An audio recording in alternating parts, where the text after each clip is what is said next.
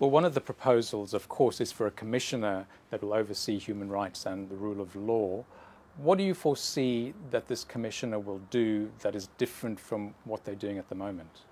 The Commonwealth has prided itself on being an institution of quiet diplomacy, and it is true that some problems can be better solved by going around things the back way and talking to people quietly and not pointing a finger. But on the other hand, when you have a crisis where you have a persistent or serious breach of fundamental rights or of electoral democracy, you really need to be visible. Otherwise, if you're not visible in the world of the 24-hour news cycle, you tend to disappear down the plug hole. And the problem is that the Commonwealth has often opted for silence, and that has made people question its value and its utility. So that this is what I hope will be done with the Commissioner, that the very great values that are expressed at the successive CHOGM meetings, which are admirable, will be given a little bit of assistance, that they'll be given a person in-house who at a very high level will be speaking to the Secretary-General, speaking to the organisations, trying to help countries to understand their obligations, and ultimately trying to stimulate the whole organisation to be more values-oriented in its action and not just in its speech.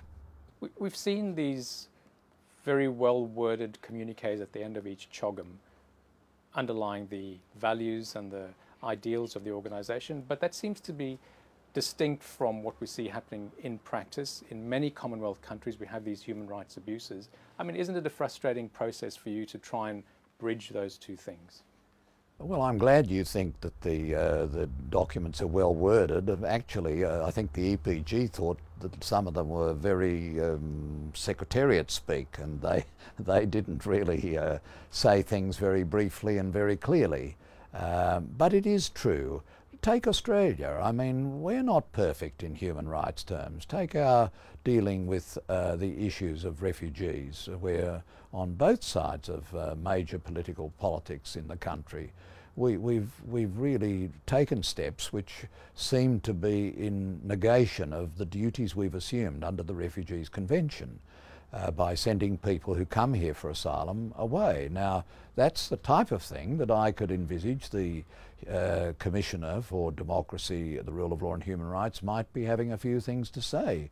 Privately at first, down scale, and then upping the ante. And this will not just be the old countries of the Commonwealth, not just the new countries, it'll be everyone. And that can only be good in a world where all of us are really obliged to respect fundamental human rights of everyone. And the Commonwealth is a microcosm of all of humanity, and we've got to make it work better, and that's the objective of the Eminent Persons group. Let me ask you a couple of nostalgic questions. We've got a slight glimpse of your private life in the memoir that you've just released. Growing up in Strathfield, the wrong side of the tracks, as you describe it, you were studious rather than sporty, you were artistic, you performed in Gilbert and Sullivan and so on. Did you think of yourself, because of those things, as being something of an outsider? No, not at all, not at all. I went to public schools. How could you be an outsider in public schools? For most of my time on the High Court of Australia, I was the only justice who attended public schooling, all my schooling days. And public schools in Australia are very democratic, and they have children of the rich and children of the poor, children of religion and children of no religion, and children of all religions. And that gave me a perspective. I never felt an outsider. I never felt any denigration of me because of my sexuality in public schools. I'm not so sure that that's true even to this day in religious schools. If you're brainwashed by people who tell you you have an inclination to evil, as some churches do, then you will grow up with a feeling that you're second rate. Well, that's over as far as I'm concerned, and it's got to be over throughout not only Australia but throughout the world, and that's one of the objectives of the Eminent Persons group on the Commonwealth. You were, of course, growing up at the post-war times when you were at primary school. You did very well, except you got pipped at the post by somebody called Bobby Chong, an Asian boy. You, of course, a white Australian at the time of the White Australia policy. Did that idea resonate with you? Was that the start of your sort of human rights attitudes? Well, don't forget, in those days there were very few Asian Australians in our classes. Bobby Chong was the only Asian Australian in my class at my local public school. And so it was when I went to high school, at Fort Street High School. There were very few Asian Australians, although one of them was John New, who later became Australian of the Year and a world-famous paediatrician. Bobby Chong, by the way, ultimately ended up as a professor of biology in New Zealand. So he made good. But now when I go back to my school at Fort Street in Sydney, about 40% of the school are Asian Australians, and you see there a microcosm of the whole world, and you see what progress we've made. And I believe we made progress, and generally pretty well in Australia, on racial matters, because we began to meet people of different races, and that's one of the objectives of this book, and that is to bring to attention the fact that some people in our society happen to be gay. Well, get over it.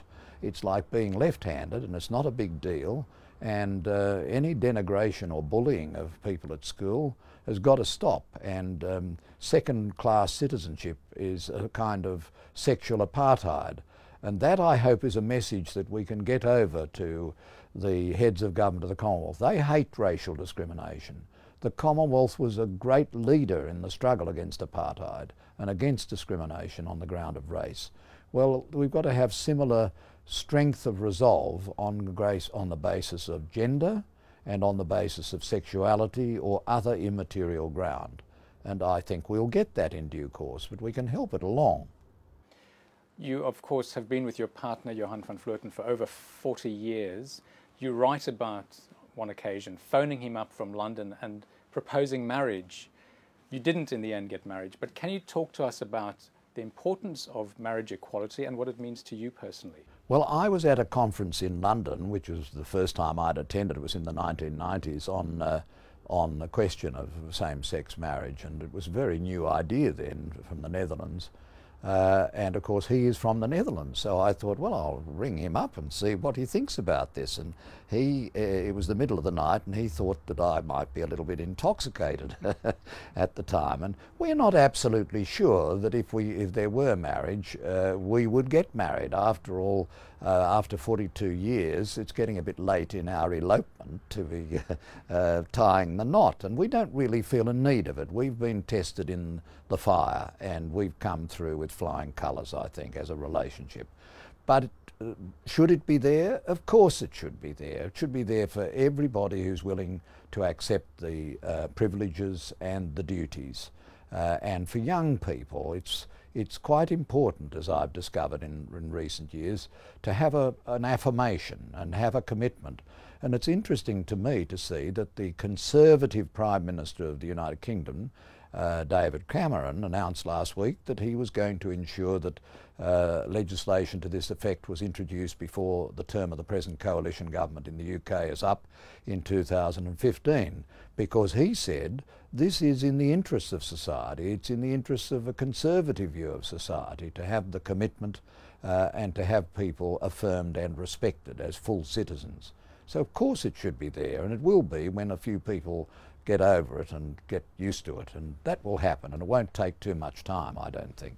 The thing that occurred to me when he made that announcement was that the sky didn't fall in. There wasn't uproar because the Prime Minister of the UK was saying such a thing.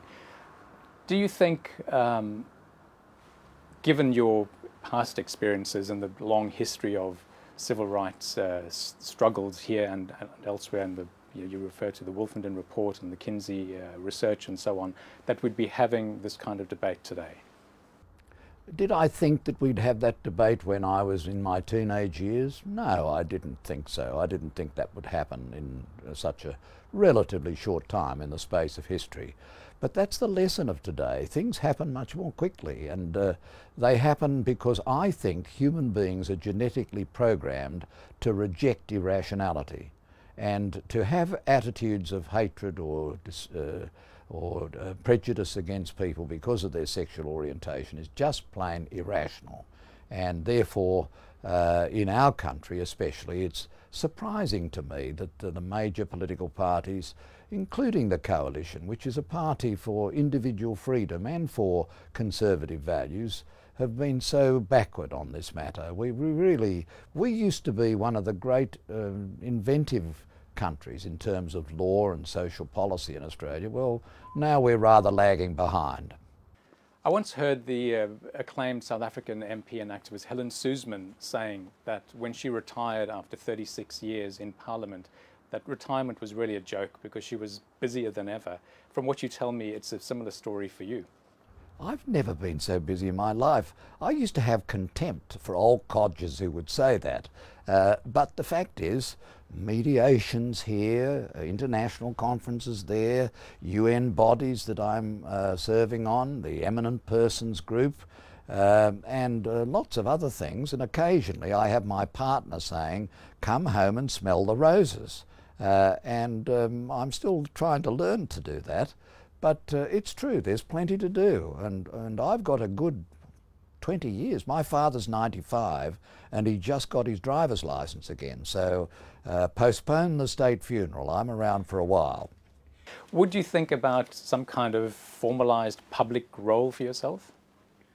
No, I don't think that's what's necessary. I think just more of the same. Lots of busy things to do. And lots of engagement with ordinary folks in Australia. I came from ordinary folks. I went to public schools. I think I have the values of an informed, enlightened Australian, and there should be more of people like me. I saw a senator said a particularly nasty thing yesterday about Senator Wong, and I looked him up in Who's Who, and he's an officer of the Shop Assistants Union. What had the Shop Assistants Union ever done for gay people? Why do they hate gay people? Many of their members are gay people. It's just a shocking thing. And I think people have got to really grow up and throw off their prejudices and keep their religion out of politics. And we've got to get back to the secular principle in Australia. And that's what I learned in my public schools, and that's what I still believe. Well, Mr. Kirby, former Justice Kirby, thank you so much for speaking to us. Thank you.